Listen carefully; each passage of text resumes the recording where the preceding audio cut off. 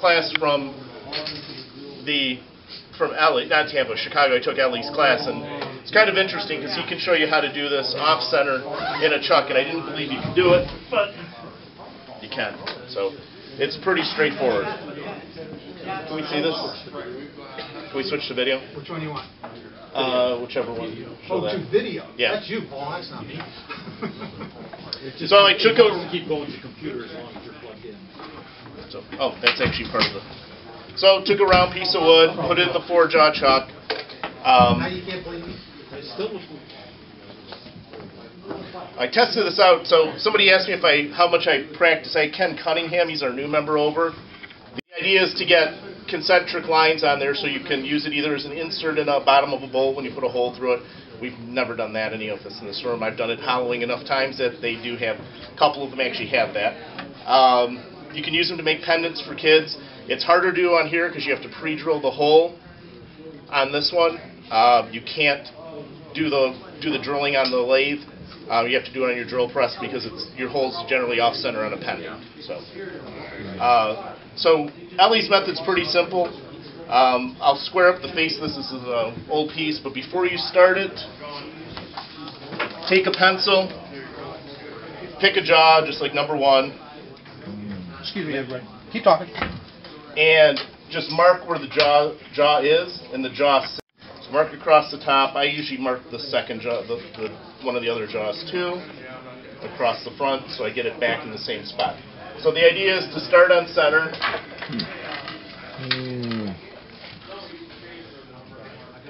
That helping? Oh, No, not really. not really. No. Probably worse. Well, it's not helping on the camera. Yeah, Point the other one down. Yeah, put the other one down. This one? Yeah. that kind of screws up the video too. Say anything else? So I put it in, I marked it. I'll just face it off real quick.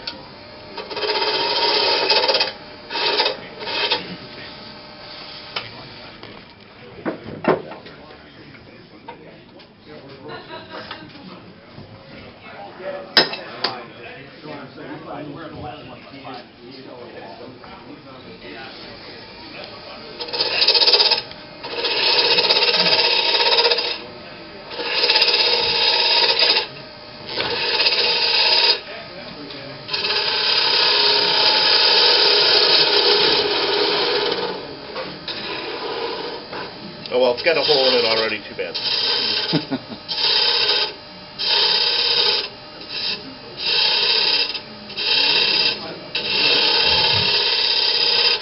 So get started rounding over, make it look like a pendant.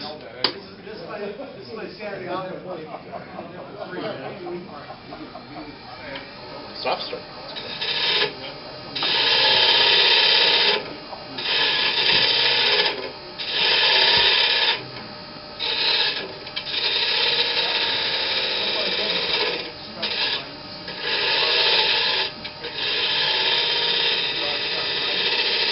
Yeah.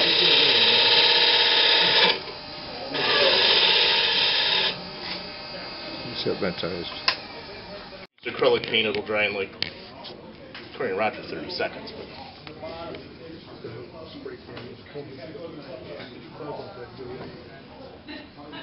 Hey, Chuck? Yes. You haven't done anything special so far, right? It's just... Nothing. No. Probably won't for the most of it, Matt, until I get to the last jig. Okay. Well, the offset, how you're going to do the off-center stuff is curious. Wake them up when you do that. Yeah, I'm going to take a nap. Go get a couple beers, man, and then come back, and you'll be fine. Oh, let it dry for a second.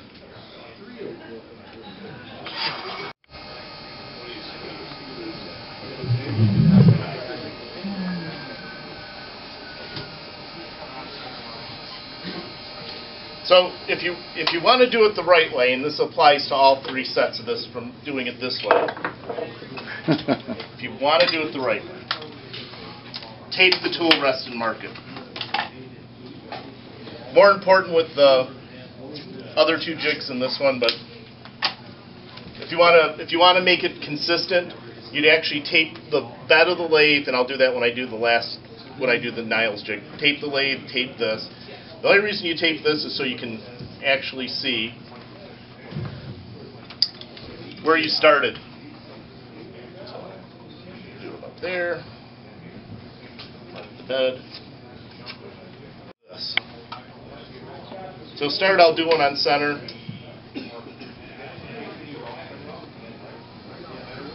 Skew, 3-point tool. Steve, you said use a beading tool from D-Way?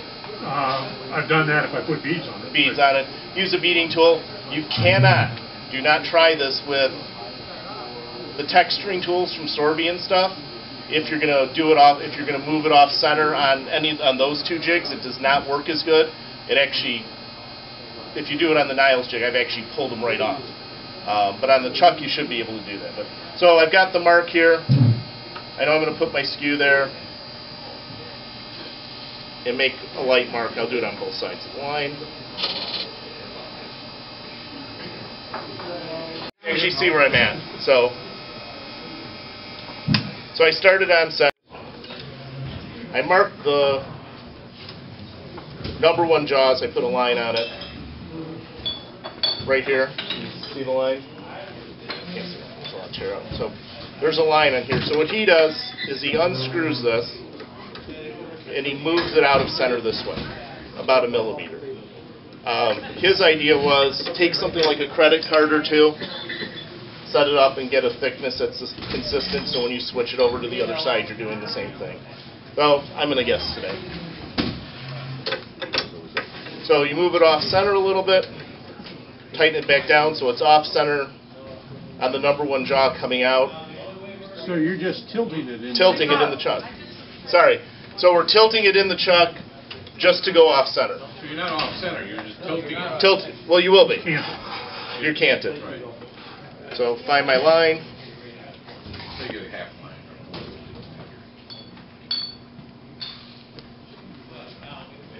Find my skew. Go back to the same spot.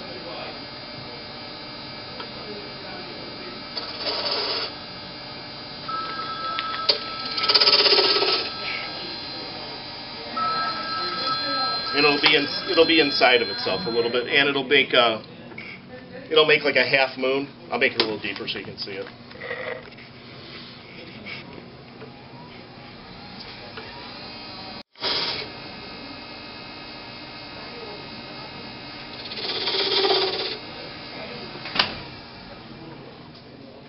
So what it does is it makes what looks like a half moon on this side.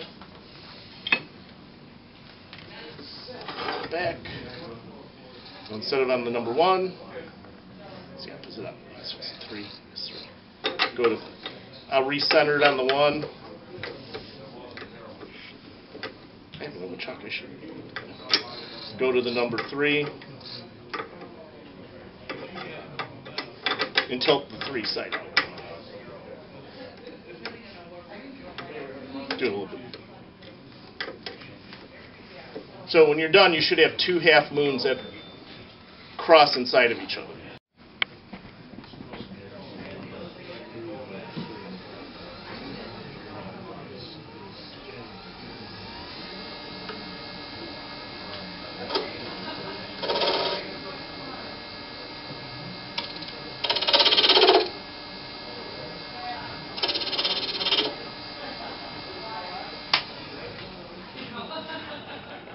So if you can see it, it looks like there's 2 half moons encircling each other. I don't know if you can see that or not. Pretty quick and simple way to start here, so I can actually switch it real quick. Key to doing it is actually marking your bed and marking where you're at with the key. So if I rotated it to the number 2 jaw, recentered it.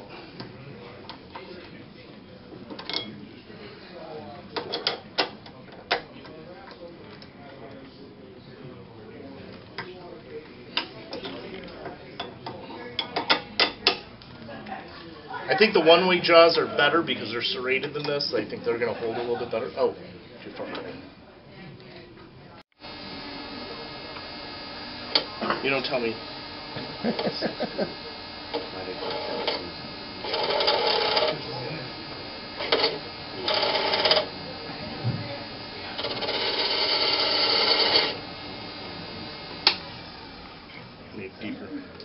it looks like it's, they're intersecting circles. So that's the quick and dirty and easy way to do it without having to make or buy anything. Painting it makes it look better if you use a darker wood, just hook tools, and normally a hollow, but we started hollowing on center and then moved it off center on this jig by indexing this jig to do it, and I'll show you how to do it with doing a pendant, so I'll pass that.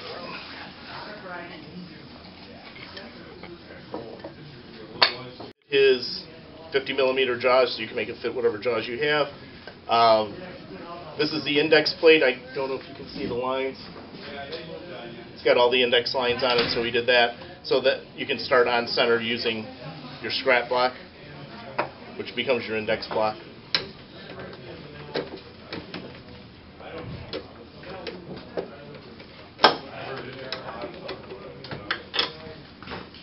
If you're going to part it off, super glue works good. Hot glue I tend to use a lot of. Turner's tape. Rockler Woodcraft sells it. I've used it. We'll try it today. It's okay. It does pretty good. It's what I'm holding this on with, and it does not come off. But you do have to give it time to set, just like glue, probably longer. Steve, you said you use double-sided duct tape from Lowe's. They sell it. I've heard a lot of guys on the AEW forums are using that now. So there's a double-sided duct tape Lowe's sells that you basically can't peel. It's not. Do not use carpet tape. It doesn't work. I tested it this week, and it block on here. Put it on center.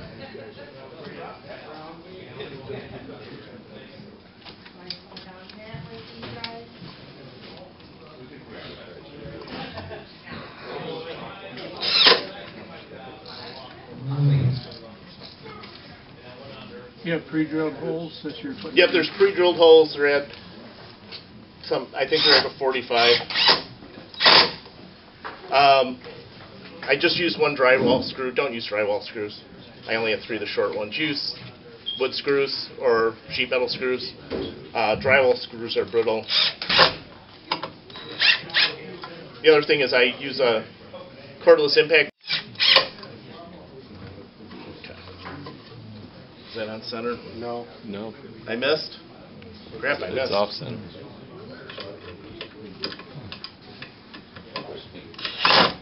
Fun to peel back.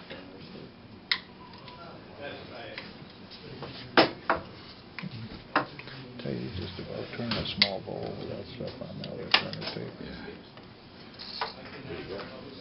So this will make the demo an hour and a half instead of an hour. Right, you bring the tail stuff over. You really should.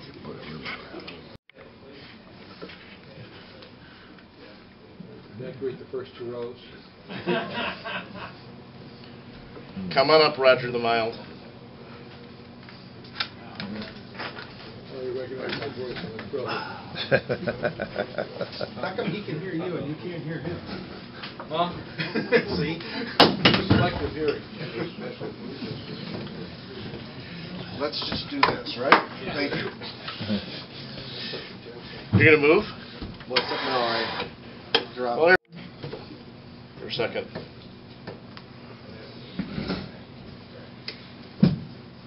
The tape I do for about 5 minutes when I have the patience to actually use the tape. Joy doesn't know I have a glue gun. So. That should be good. I'll start with that and I'll just wrap it. Yeah.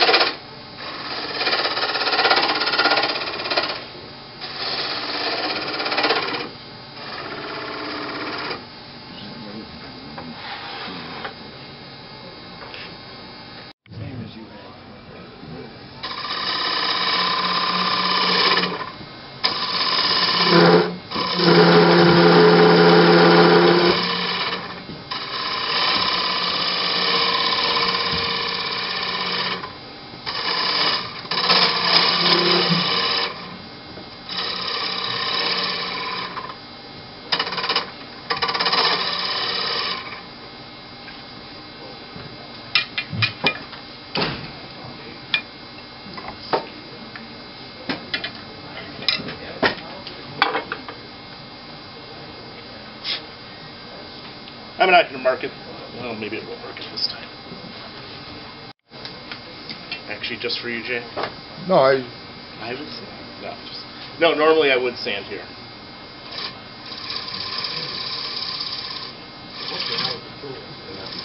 No, I would move my tools.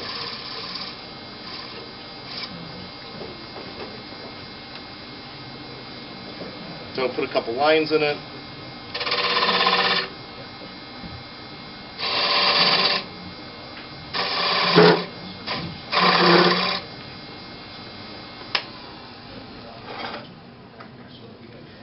So we started a little off center to begin with. If you start on center, you can do that too. I'm going to move this out. Step out just a second. Sorry, I'm in the way of the camera. So I'm going to take the. Oh, it's behind me. Okay. So I'll take the. I'll move it out to one of these.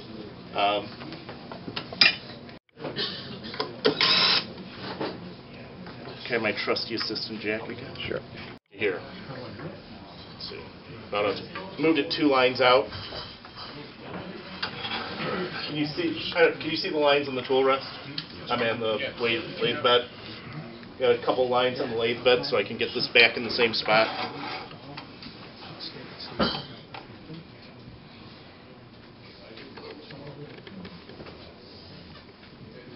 So I'm starting at the same spot. I've got a mark on the tool rest. So that's back to where I started. You don't have to do that, but if you want to make them perfectly concentric on both sides, when you switch it, you would have to do that to get them to be precise. Wake up, Chet. Watch out front row. Watch out front row. Front row. So I don't know how well you can see how far it's off. Can you use that camera? It might show it too. Can you switch cameras, Paul?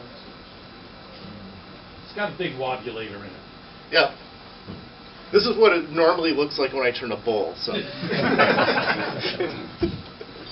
Jim can attest to that. That's the end product. End product. So back on this. This is always fun because you can't really see what you're doing, which just makes it more than entertaining. So I don't look here. I'm looking here because I can see what's coming around actually. You guys can see from that side. Okay. So let's start it.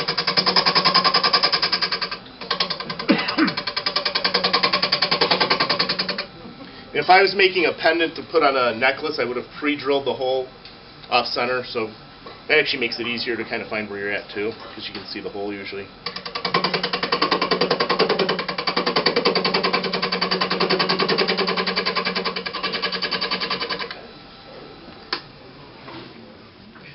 So you get what looks like a couple half moons in there. Star Trek stuff, yeah. Communicator. Yep. So,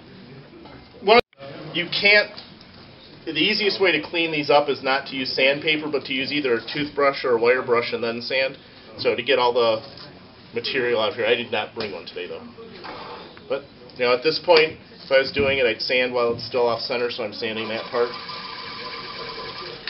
Let me tell you, that's entertaining. I usually do it on a...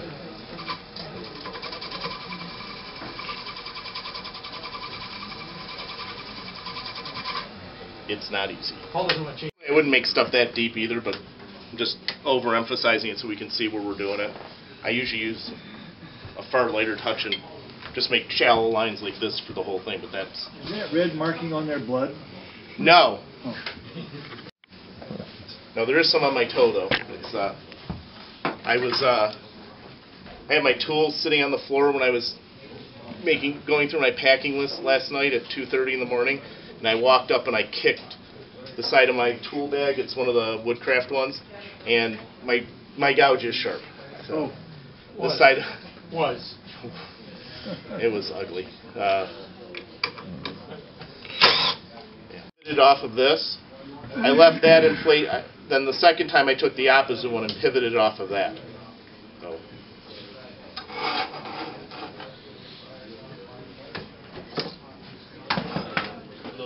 Little close. Yep, check it when you're off center because that changes every time.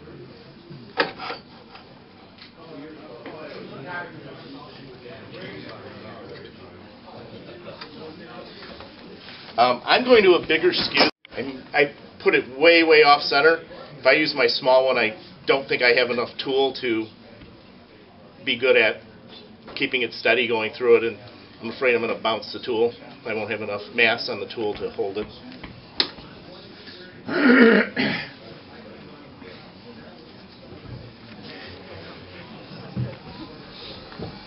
So that's way off center.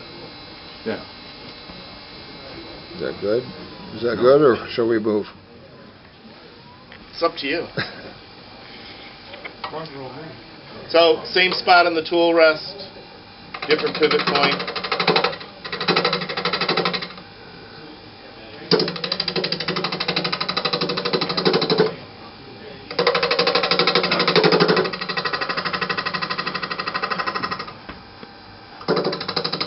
I also slowed it down because when I was doing it before I was up here, but the whole floor moved, so.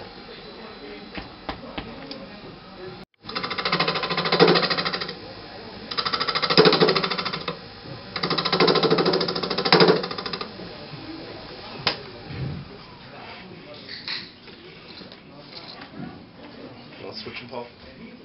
So you can see, you get them going opposite directions toward each other. The harder the wood, the better this works. Soft woods will rip to pieces. Stuff like a piece of bubinga like this works great. Walnut does good.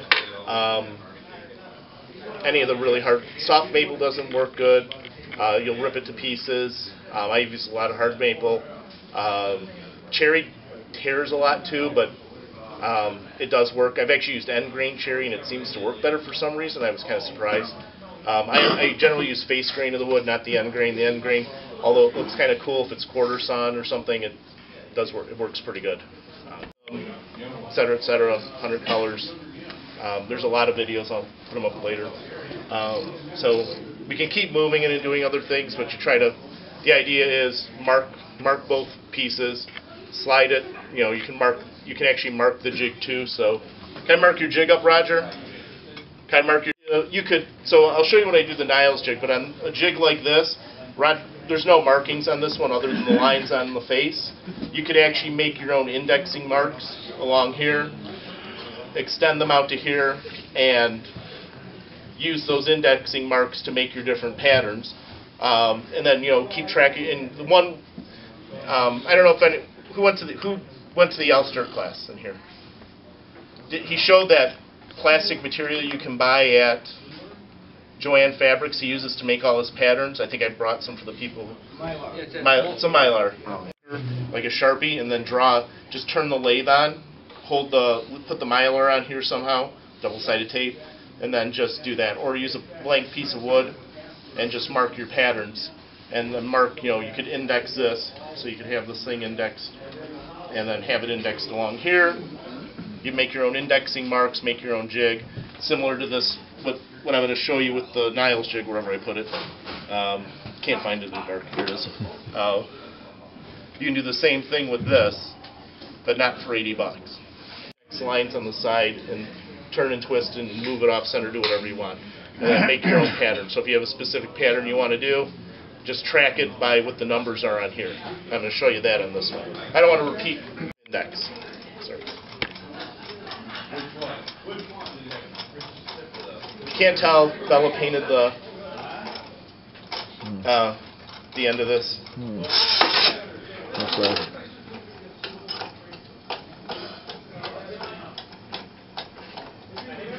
You can see it coming, huh? Oh, it came out this way? It broke. It broke? It whips. Yeah. It whips and breaks. It flexes on it. Really? Yeah, you'll have to hold on to that. Thanks, Jan. That whipped and broke? Yeah. Yeah. Start slow. Turn it on real slow, really slow. It's all the way down. I'm over here. Start it as fast as you want. Thank you. I'm behind Vince. Go ahead. Great up. Let me get my camera. What's Be on channel 2 tonight. Can you go back over and see? I know some guy that put grinding stone in a router. So you can Oh see. my God. What's?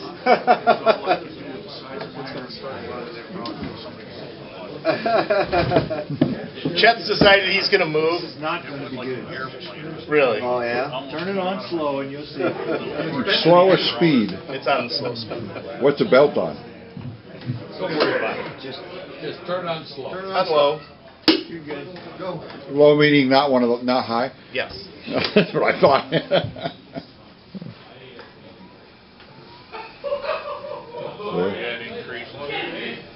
As it goes faster, it gets bigger. I'll go slow. Alright. So that broke off No. in Novi? It had so much vibration. I'll make it shorter. Make it quick, we're running out of time in here. Okay. 16-year-old. How much time do we have left, Phil? You're out. You're out, so finish. I'm out? You were supposed to be done at 4, but I probably went over my half hour. That's not possible, Phil.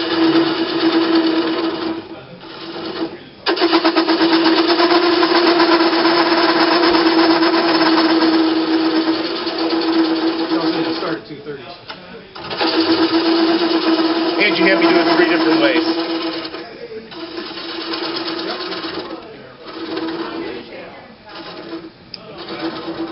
It's too big.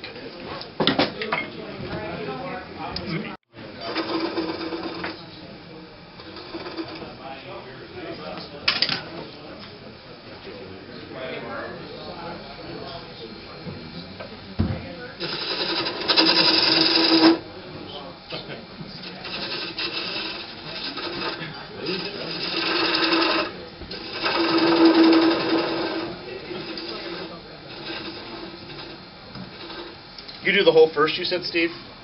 I do. Okay. I'm going to do the whole last because I don't want to keep moving it.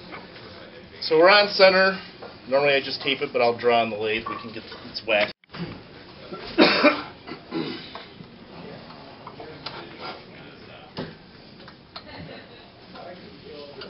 I can't use my old indexing marks. So.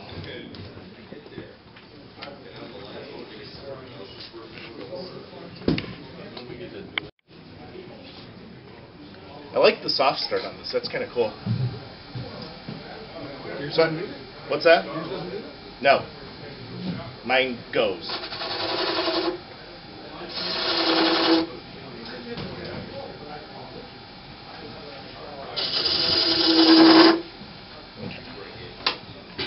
So a couple on center lines. Tool rest out. I'm going to unscrew. Does this have a lock? Yes, it's on the back. Top. Here? No, toward 30. You had your hand on it. This? Yep. Okay. So here's the, oops, where am I going? There you go. So there's a bunch of holes on here, so I'm not going to go too far off center. Which hole do you use, Steve? 7 for I the, use 8, but this one? I To got drill the about hole? 1,000 pounds of weight on my leg too, so. Matt. Use the smaller, use the closest one. We use the closest one. So I'll go one off. I'll go one of the closer holes just to do the off center. That's not close. You're correct. Thank you, Paul. Not even close. Okay. So just that. Put this back to where I had it marked, or as close as I can get. Chat moves, of course. Make sure that's tight when you're doing that. Don't ask me how I know that.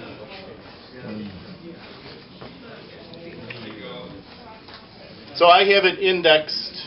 It's off on the indexing, but we'll index and show you how to get it off of it.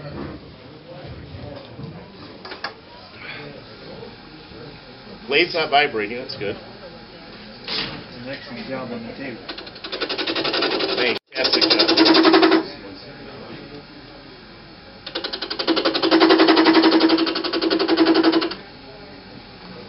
It's about as hard as it gets if I was sanding. You can see you get 3 lines in there.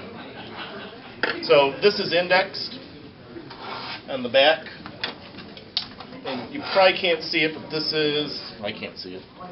That's at 6, so 12 is going to be 0s, 12's here, 0's here. So I do 0 in. I goofed and I didn't bring the short one, so I got to loosen this. That's gonna take you a minute, right? Maybe. So drill bit. I'm going to turn the speed down because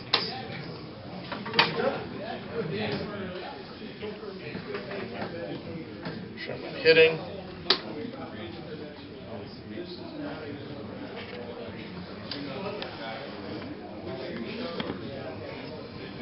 How are you going to drill a hole like that?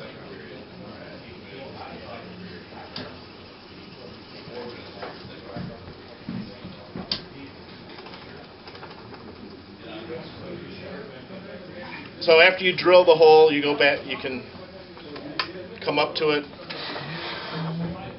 That's your pendant hole. It looks a little off center. You can come up to it and clean it up with a... What's that? Camera moved it, sorry. Someone bumped it. That would be me. See, we weren't naming names. Just pull it out. Pull it out. I usually go into it. So just clean up the hole a little bit. Don't do that.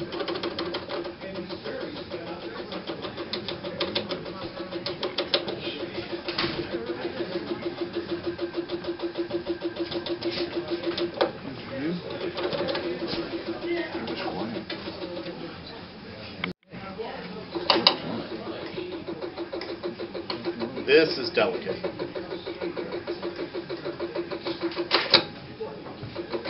And I'm making the hole bigger.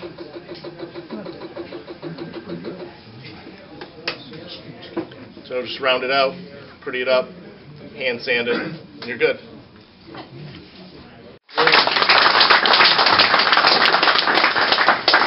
If anyone wants to borrow the jig, just let me know. Harbor wants it. You want it? I'm kidding. What? Oh, I thought you're serious? I take it, but you guys have never seen it. I might give you a call this week. Yeah, if anyone wants to borrow it, just give me a call. You can, this summer, just give me. You want to borrow it? Take it home now. We're going to break everything down. Give Chuck a chance to move it.